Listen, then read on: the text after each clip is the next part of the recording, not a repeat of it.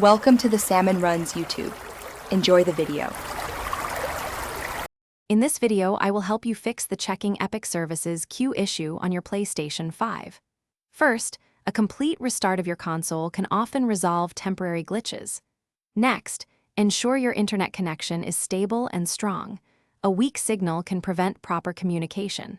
Finally, always check the official Epic Games server status page.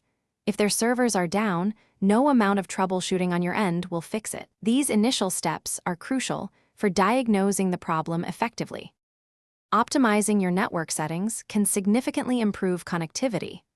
For the most reliable experience, consider using a wired Ethernet connection instead of Wi-Fi. You can also try changing your DNS settings to a public server, like Google DNS, using 8.8.8.8 and 8.8.4.4. Don't forget to test your internet connection speed and NAT type directly on your PlayStation 5 to identify any bottlenecks. Sometimes, the problem lies within the game or system data itself. Start by clearing the cache for the specific game causing the issue. This removes temporary files that might be corrupted.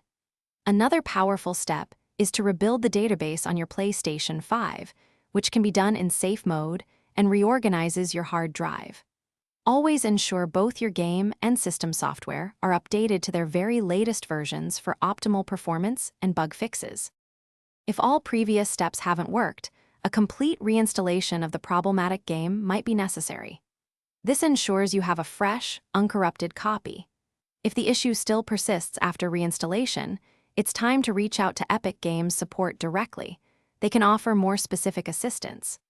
Additionally, checking PlayStation support forums can provide insights into whether other users are experiencing similar problems and potential community-driven solutions. Thanks for watching. Consider subscribing if we helped you.